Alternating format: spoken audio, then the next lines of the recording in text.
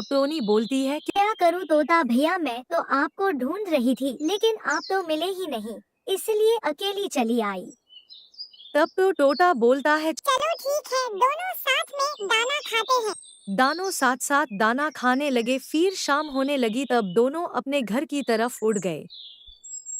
Tony घर पर पहुंचने के बाद अपने दोनों अंडे को देखती है और देखकर अपने मन में सोचती है, हे भगवान, कब मेरे अंडे में से बच्चे निकलेंगे। फिर टोनी अंडों के पास सो जाती है। फिर सुबह होती है, वह सोच रही थी, आज मेरा दाना खाने का मन नहीं कर रहा है, मेरा आज फल खाने का मन कर रहा है। क्यों ना मैं आज जंगल में जाऊं और जाकर सेब खाऊं। चलो साथ में तोते को भी ले चलती हूँ, तोता फिर से बात सुनेगा मुझसे। इतनी बात बोर करके टोनी तोते के घर की तरफ उड़ जाती है।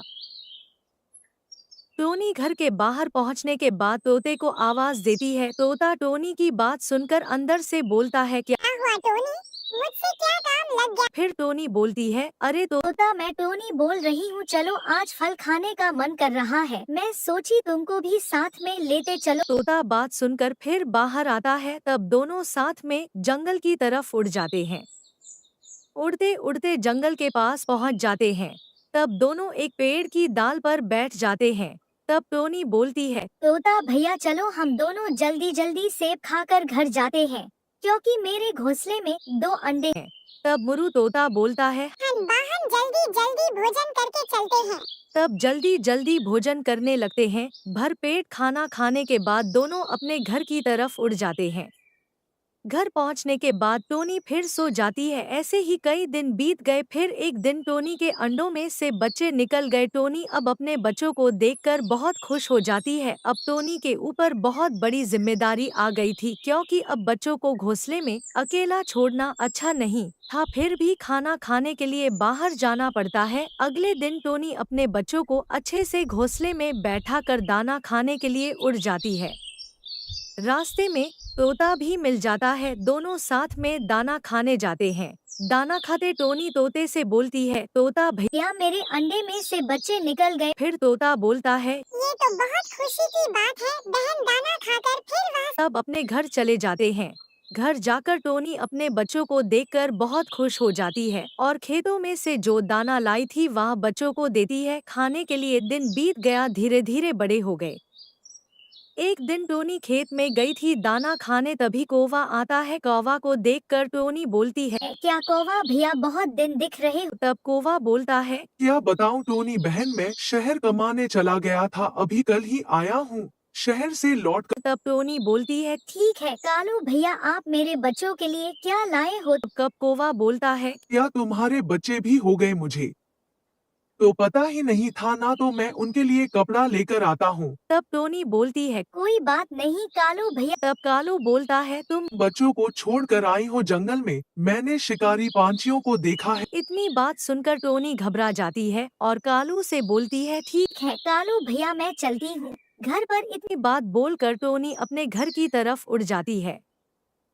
घर पहुंचने के बाद टोनी अपने बच्चों को सुरक्षित देखकर राहत की सांस लेती है। फिर उसके घोंसले में तोता आता है। तोता टोनी को बताता है, टोनी बहन, जंगल में एक शिकारी पंछी घूम रहा है, अपने बच्चों को संभाल कर रखना, क्योंकि वह शिकारी पंछी है, मेरे एक सहेली के बच्चों को मार कर खा गया। इतनी बात बोल कर तोता वहां से चली जाती है। अब टोनी को टेंशन के मारे नींद ही नहीं आ रही थी। अगली सुबह टोनी अपने घर के बाहर बैठी थी, वहाँ अपने बच्चों के सुरक्षा के बारे में सोच रही थी और अपने मन में बोल रही थी, अगर मैं उनको अकेला नहीं छोड़ूंगी तो हम लोग खाना खाने के लिए मर जाएंगे, और मेरे बच्चे अभी छोटे हैं, वह लोग उड़ भी नहीं सकते।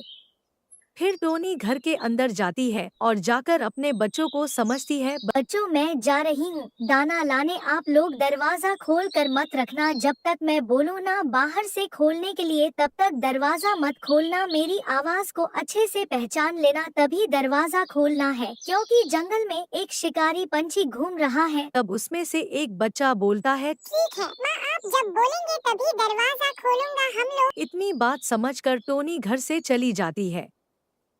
जैसा ही टोनी घर से उड़कर जाती है, वैसे ही उसके घर के बाहर की पंछी आकर बैठ जाता है और उसके बच्चे की खुशबू आने लगती है। अब वह खुशबू लेकर बोलता है, वाह, कितनी स्वादिष्ट खुशबू आ रही है। ये तो रसीले बच्चों की खुशबू है। अगर हाँ बच्चे मुझे मिल जाते मैं तो खाकर पेट भर लेता। इतनी बात बोलकर शिकारी पंछी घोंसले के पास पहुंच जाता है और उधर टोनी खेतों में बिंदास दाना इकट्ठा कर रही थी। शिकारी पंछी घर के बाहर बैठकर दरवाजे को खटखटाता है। अब अंदर से बच्चे घबरा जाते हैं, लेकिन उन्हें अपनी माँ की बात याद रहती है। वह लोग दरवाजा नहीं खोलते। तब शिकारी पंछी सोचता है, ये बच्चे तो बहुत चालाक है, मुझे और कुछ तारिका लगाना पड़ेगा। तब हुआ है। टोनी की आवाज में बोलता है, बच्चों तो दरवाजा खोलो, मैं आ गई। फिर अंदर से बच्चे सोचते हैं कि माँ आ गई। वहाँ लोग दरवाजा खोल देते हैं। तब हम लोग शिकारी पंछी को देखते हैं और घबरा जाते हैं। उताने में ही शिकारी पंछी अंदर एक जाता है।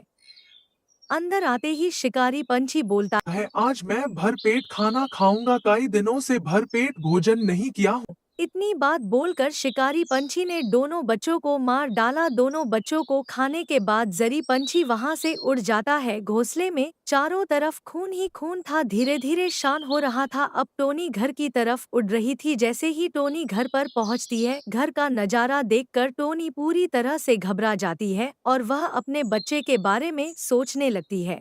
ताप उसे कुछ नहीं समझ में आता और वह तोते के पास जाती है। मोरू तोते के घर पहुंचने के बाद टोनी बोलती है, तोता भैया घर में मेरे बच्चे नहीं हैं। घर में चरणों की तरफ खून ही खून है और घोंसले में से बच्चे भी गायब हैं। तब तोता पूरी बात समझ में आ जाती है और वो टोनी से बोलता है, टोनी, तुम्हारे बच्चों को शिकारी पंछी खा गया। जंगल में कुछ दिनों से शिकारी पंछी घूम रहा है। जंगल में कई पंछियों का उसने शिकार किया। अब तो टोनी को समझ में नहीं आ रहा था कि क्या करे।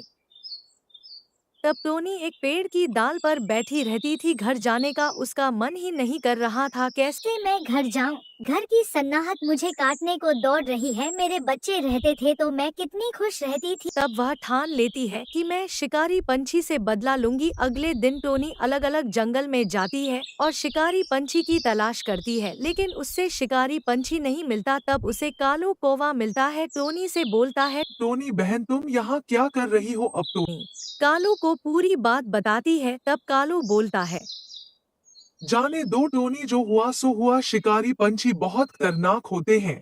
तुम उनसे लड़ने जाओगी तो वह तुम्हारे ऊपर भी हमला करके मार डालेगा। तुम अब फिर से अपना घर बसाओ। टोनी तो कुछ देर मानती नहीं, लेकिन कुछ समय वह मन जाता है और कालू से बोलती है, ठीक है कालू भैया, अब मैं अपना नया परिवार बसाऊंगी और उनका अच्छे से देखभाल करूंगी।